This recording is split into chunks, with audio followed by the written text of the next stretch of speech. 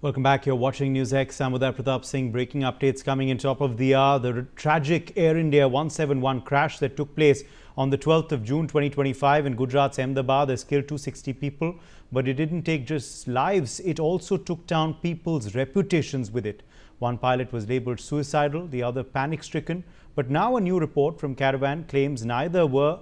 A journalist had used the Boeing 787 satellite transmissions, maintenance records and internal correspondence for a decade between Air India and Boeing to show it was engine computer FedEx that was guilty and not the pilots. The report claims that at around 8:08:44 UTC, the plane's computer FedEx commanded a fuel cutoff. Group Captain UK Devnath, aviation expert, is joining us on the broadcast. Group Captain Devnath, this is an explosive new report that, of course, has a new theory on what possibly happened, which led to the Air India crash in Ahmedabad. What do you make of what now this report is claiming regarding FedEx causing the crash? Definitely, Uday, there will be new theories. And there should be new theories on the cause of any crash. Any crash always originates due to a series of small mistakes. May it be design development or production phase, may it be operations, and ultimately pilots throttle and foot and stick control. Crashes, when they happen, various investigation boards, they investigate crashes. Now, it goes without saying that DGCA is a lead partner. Our aircraft accident investigation board is in constant liaison with the aircraft manufacturer. The Boeing company definitely have an interest in finding out the real cause of this accident, because Uday, 787 will continue to fly for decades to come. So they would like to know the exact reason behind this crash. Boeing will definitely carry out design modifications if required, which is a very usual process after any investigation if it indicates that there has been a design flaw in the electrical system or mechanical system or fuel system. Now, Uday, the NTSB, the USA National Transport Safety Board, is a very strict invigilator, if I can use this word. NTSB always goes into the depth of any aircraft accident in USA, and in case there is a US made aircraft involved in any accident all over the world. Yes, did any weakness in the electrical system cause this? Were the engines generated? Did the onboard computer generated its own auto reverse or auto shutdown and auto ignition commands? That must be in the mind of all the investigators. The digital flight data recorder and cockpit voice recorders do give some indications. I am very sure that Boeing will sincerely, honestly work on it. Yes, Uday? Right. Also, this new theory, because while of course it is earlier being looked at whether there was a problem with that, switch, because engine cutoff did happen. Now, this theory, of course, which claims that it was the computer which commanded the fuel cutoff. It was the engine computer FedEx which commanded the cutoff. Is that something now that needs to be considered very seriously? Definitely, Uday, there is absolutely no doubt that every investigation, every angle must be checked.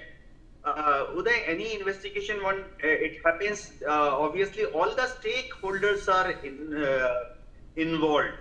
Stakeholders are given an opportunity to give their doubts about any systems. Stakeholders are encouraged, say engineers, pilots, operating crew, and most important,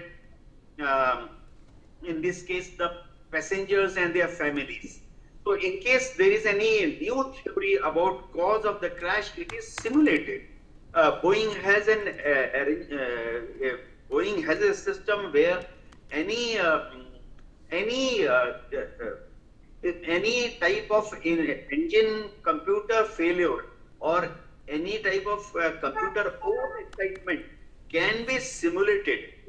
And definitely Boeing would love to go over these simulations dozens of times to preclude and to ensure that such mistakes, if they have really taken place, do not take place in future.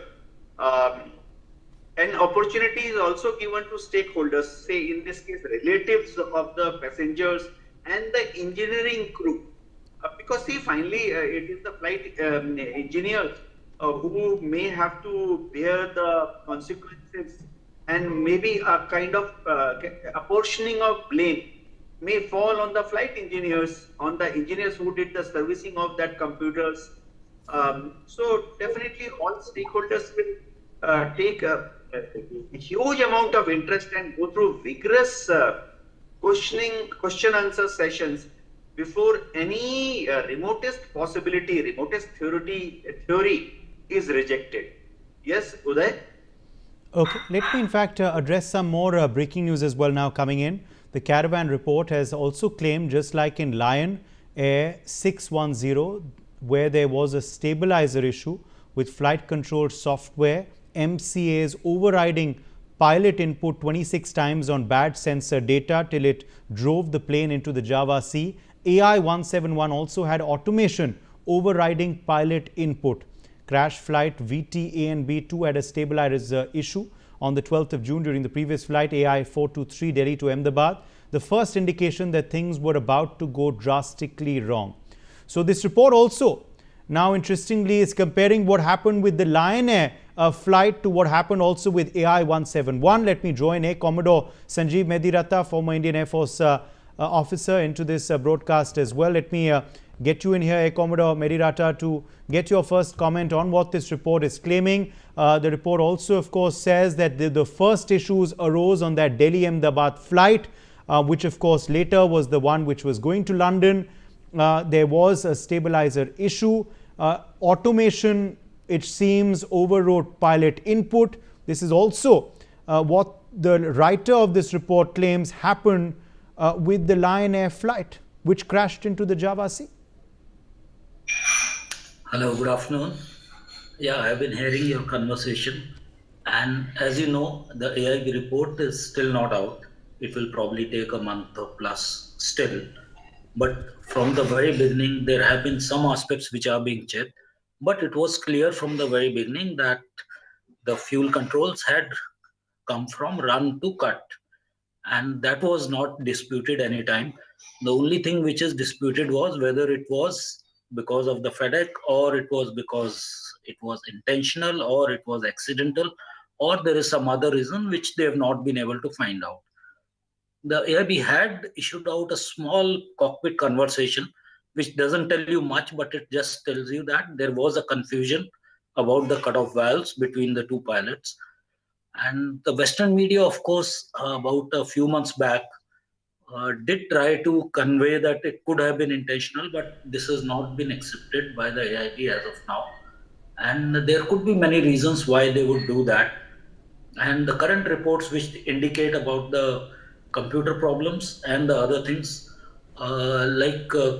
Group Captain has already briefed you that a lot of conversation as well as simulated exercises to confirm that what possibly could have happened are already going on with the Boeing. It is as important for the Boeing as it is for us, as it is for Air India, as it is for AIB to find out the truth. But certainly it is not a simple exercise. It's a complex thing. That's why the report also has not been out. And the full conversations and everything also has been kept pending till the time they get to some crux of the problem, which still they haven't been able to find out despite the latest report which we are talking about. So maybe we'll find something little more with more simulations and try to find out what exactly had happened. But as of now, if you understand right, these four aspects are being considered. The only thing which has been confirmed is that the cutoff valves had come from run to cut, which possibly was the cause of the crash. Yeah. Yes. Okay. Let me, in fact, also quickly get in Group Captain Devnath's comment on this as well. Group Captain Devnath, could automation have auto road pilot input? Do you believe the computer was overriding what the pilots wanted to do? Is that something prima facie coming out according to what you're reading in this report? Is that what you are inferring as well? And were there signs already on that Delhi Ahmedabad flight? You know, some passengers had posted discrepancies. Do you believe there were signs that something was wrong with the flight on the Delhi Ahmedabad sector? Definitely, Uday. It does happen in aircraft that sometimes the computer overrides command given by pilot. Stabilizer deflection is a very classic example. Fortunately, stabilizer deflection. See, when the pilot moves the control column forward, the stabilizer pitches nose of the aircraft down, and when the pilot eases back on the control column in front of him with his right hand, that time the nose of the aircraft goes up. Now the stabilizer, if we may recall, Uday, is fitted in the rear of the aircraft. So deflection of the stabilizer is recorded by the digital flight data recorder.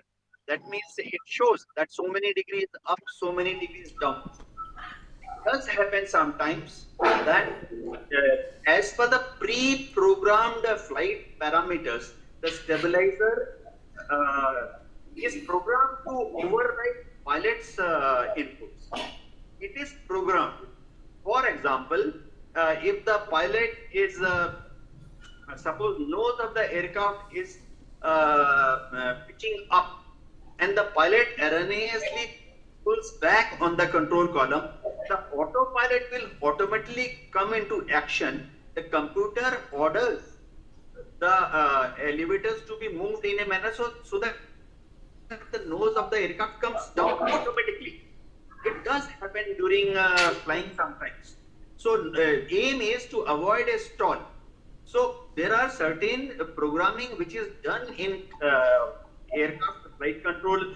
Digital fly-by-wire system is there, wherein see the pilot's command is overridden. Okay. The computer decides what to do. Okay. For the safety of the aircraft. Okay. Okay, stay with us. Stay with us. We're getting more breaking news also coming in now. The Caravan report is claiming that the stabilizer fault was detected by all three of the plane's flight computers. In fact, there was a triplex disagreement that showed the plane had stopped trusting its own flight data and slipped into a degraded mode. So this is another big development that is coming out in this report. It seems that there was in fact all three of the plane's flight computers detecting that stabilizer fault. Is that a pretty conclusive then finding, Group Captain Devnath? Triplex disagreement that showed the plane had stopped trusting its own flight data, which made it slip into that degraded mode. Yes, Uday, definitely. In case it has been recorded, what happens after every flight, when the aircraft lands, the data is milked, and data is milked and given to the flight engineers for further analysis.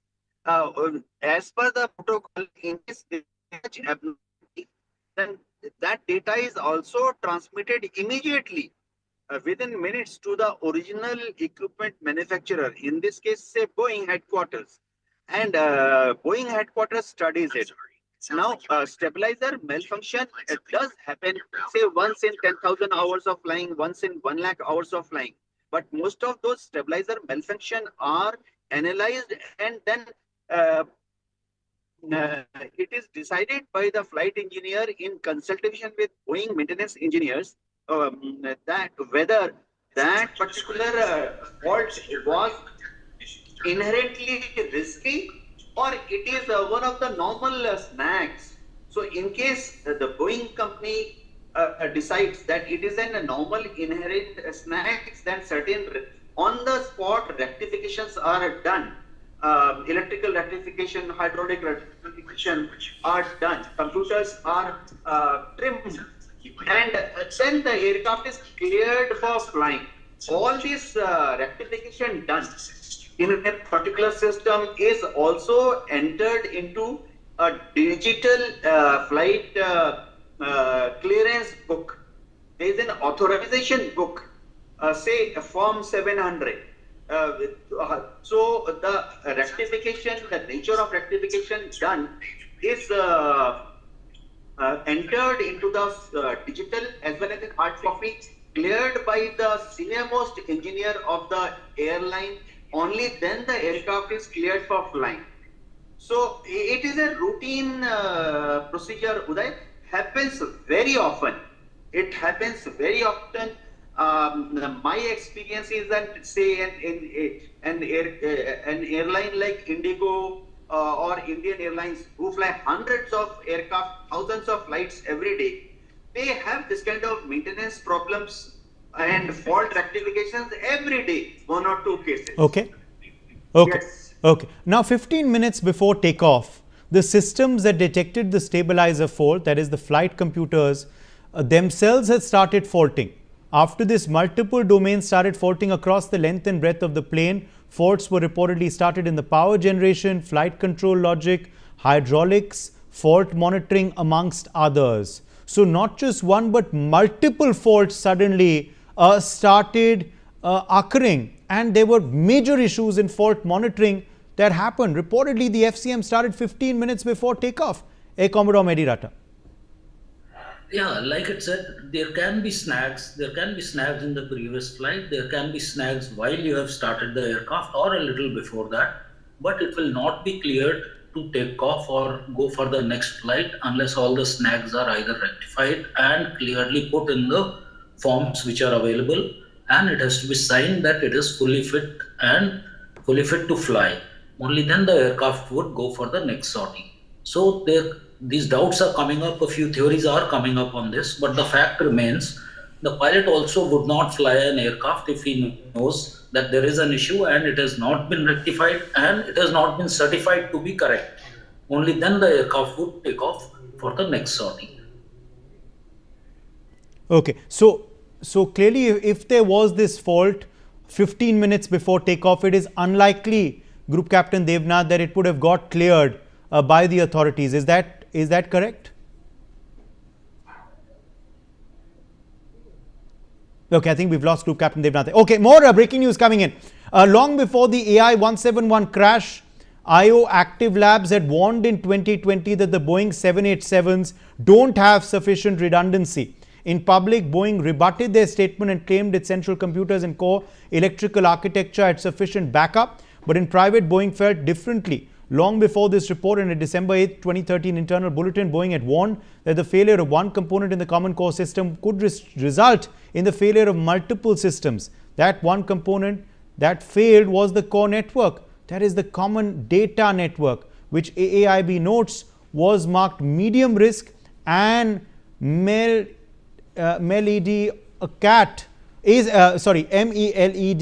ACATC on the 9th of June 2025, 3 days before the crash. So clearly a redundancy had been warned in IOA by IOA Labs. Boeing claimed their core computers had backup was there, but internally this was something that they knew could happen, that one failure could lead to multiple ones. Air Commodore Medirata.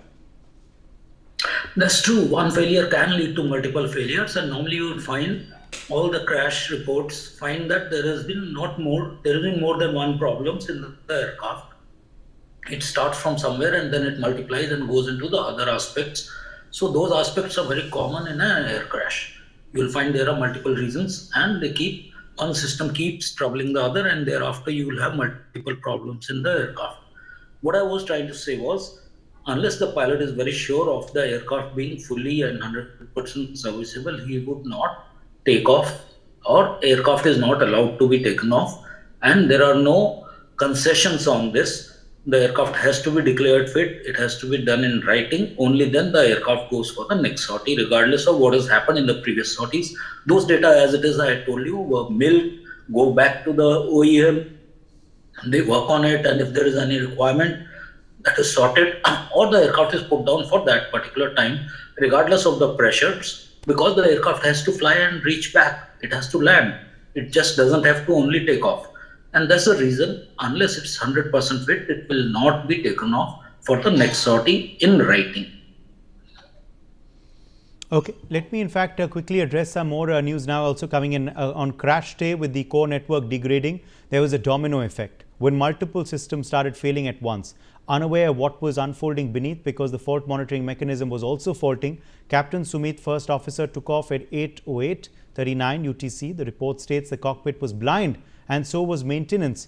On successful climb, first officer Clive commanded the gear up. Captain Sumit, being pilot monitoring, likely executed the command, setting off the entire chain of events that would result in the crash in 29 seconds. It seems that when they took off, the cockpit was blind at that point, and also the faulting had of course started, but because the first officer commanded the gear up, Captain Sumit then executed that command, which then went ahead and led to that crash within 29 seconds, Commodore Merirata.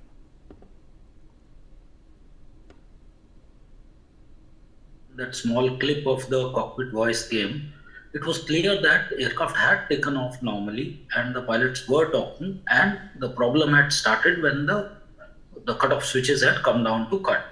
And that is where the issue was there. Till then, the aircraft was climbing also, and it had maintained the normal profile of the takeoff also.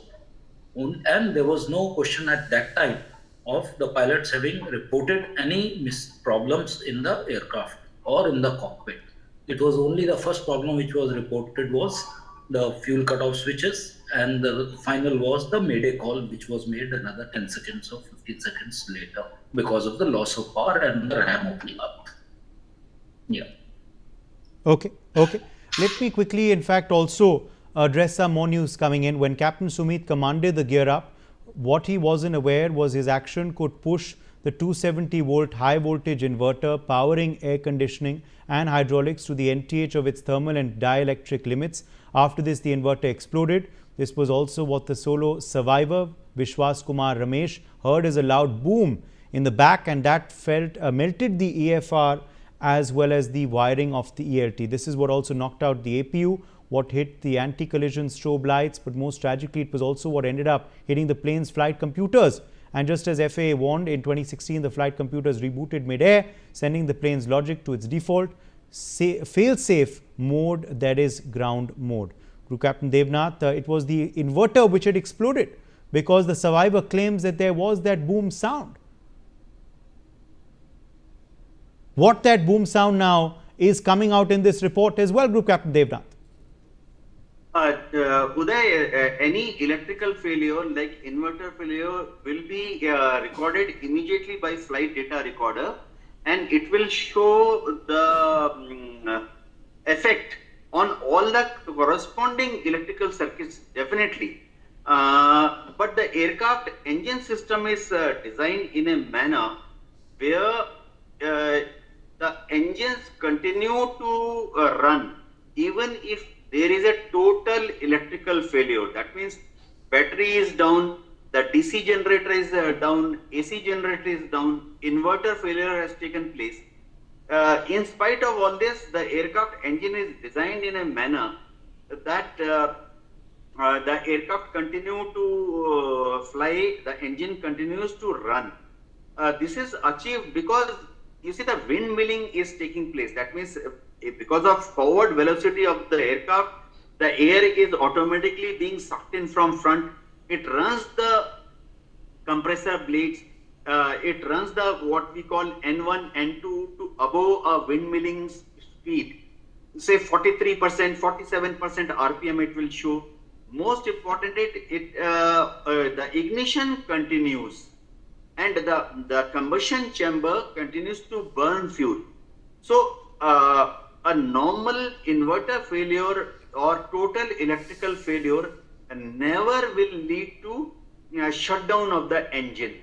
In my career, I have faced electrical problems where my DC generator had packed up. But engine was behaving normally. But I came back and landed quickly as a precautionary measure.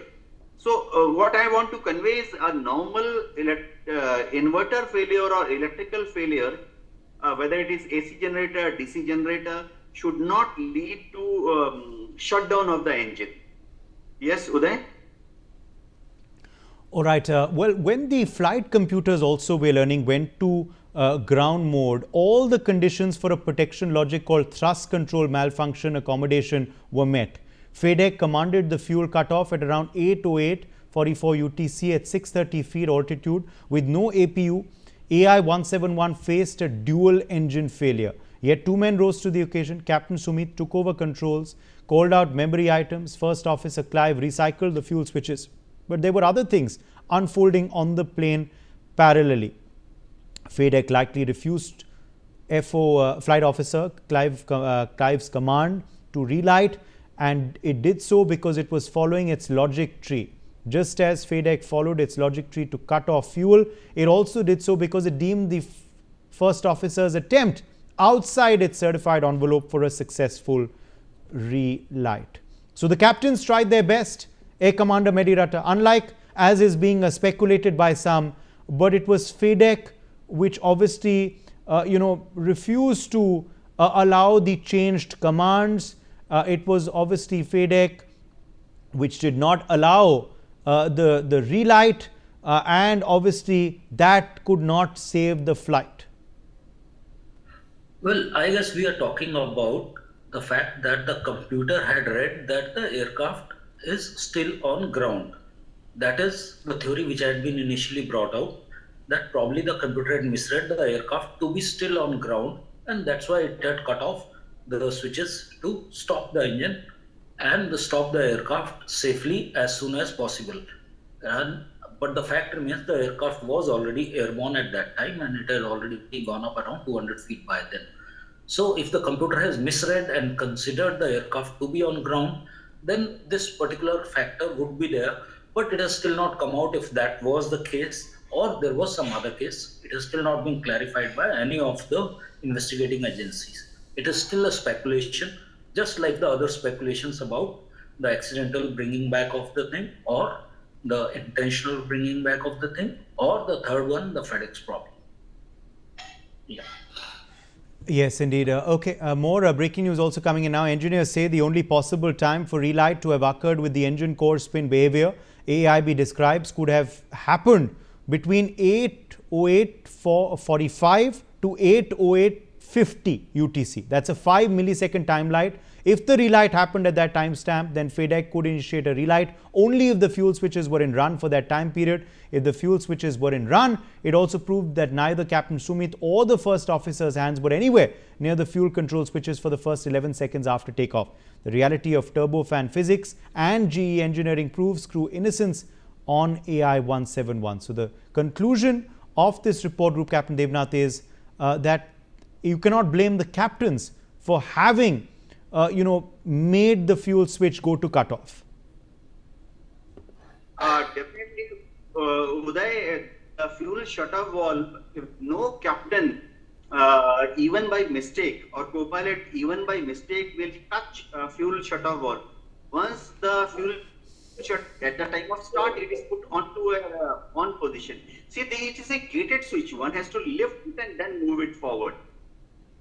And once the engine starts, then no captain will bring it back to cutoff position.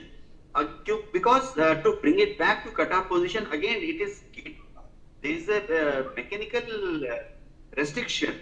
One has to lift it and then move it backward. Now, can this be done erroneously under any circumstances? Very, very rare. Uday, Boeing 787 has been now flying for years, and hundreds of Boeing 787 are flying around. Incidentally, Uday, similar fuel shutoff switch is utilized in most of the Boeing models, like Boeing 767, Boeing 777, And the pilots have or engineering crew have never reported an incident where it has got shut down so easily. Nevertheless, during simulation, if a pilot decides to shut it off in a very, very deliberate action, you see, I am talking from pilots. What I'm trying to say is we have to take into view the emotional points from pilots community, also the engineering community, also the passengers, their relatives. But suppose if a pilot has to shut it off, he has to do a very, very deliberate action to switch it off. He just by casual touching or it gets Okay, I think not we've lost group. switched off so easily. All right, the Caravan report further states that realistically speaking, at that altitude, there was no chance for survival. With dual engine failure, what's chilling though is not just automation initiating the disaster, but also refusing the first officer's command to relight when he was desperately trying. The hopes of everyone on the plane were riding on his shoulders. Midway into the 32-second flight, reality must have dawned on Captain Sumit and First Officer Clive, but they still rose to the occasion. They fought back, followed protocol, did everything humanly possible. So this is clearly a big flaw. Why relight was not allowed, was not initiated, despite the pilots desperately trying, Air Commodore Medirata?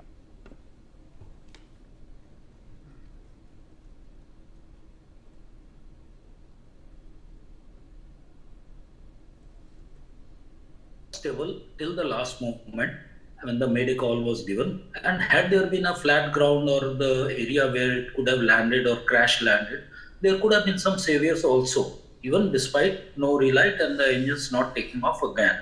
So without power, of course, the engines will not work and the aircraft will go down in a few seconds, which it did. And we still cannot really say with authority with what exactly was tried by the pilots at that time in those 15 seconds. Yes. Meanwhile, the Caravan's investigation has also broken nearly every timestamp in AAIB's preliminary report. It was a short report with barely any information, but still the scant EAFR black box timestamp data it provided is now coming into question based on evidence. At 8:08:42 UTC, AAIB's implied fuel cutoff. This investigation proves that it couldn't have happened then. This breaks Newton's first law of motion, as maximum recorded airspeed was 180 knots. The cause of an event needs to happen before, not after event 8:08:47 UTC, when AAIB says RAT generated hydraulic power, engines N2 went to minimum idle. If engines went to minimum idle, relight, as AAIB describes, for engine 1 and 2, impossible. 8:08:52 to 8:08:56 UTC is when AAIB claims a crew-initiated relight happened. Again, not possible. The story runs up against the hard reality of turbofan physics. The ACARS codes, final satellite transmission from the plane, prove automation was on a killer on AI-171. But even if one ignored that, AAIB's own relight story and GE's engineering manuals show the crew was innocent.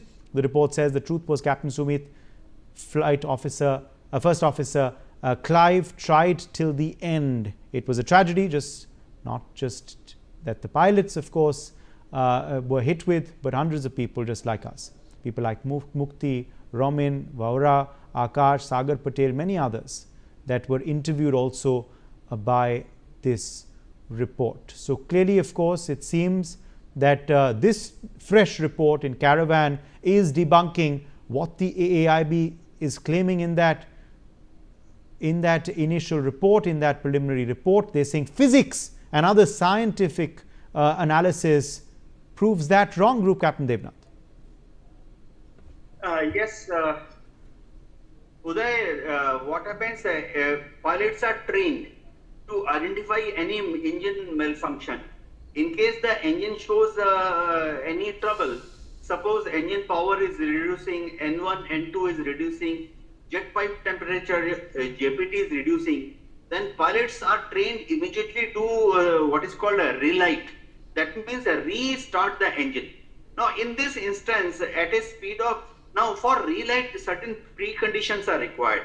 Say engine RPM N1 and N2 have to be above certain RPM, say above 45%, because of wind milling. Because the wind from front which is coming will force the turbine, force the blades of the compressor to rotate. Now, if the N1, N2 is less than certain RPM, then that RPM will not be able to compress the air. Uday, the air which is coming from front, the compressor blades, they compress it, mix it with fuel, and then this compressed fuel air mixture is pushed into the combustion chamber where it is ignited.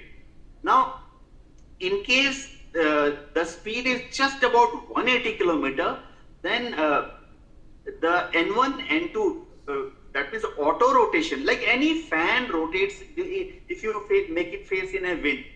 So if the wind speed is, the forward travel of the aircraft is just about 180 knots, then the wind is not sufficient to rotate the compressor blades at requisite RPM. Now, what happens, also there is a system when the reignition takes place, the aircraft has got onboard electrical system, electrical motor, which can,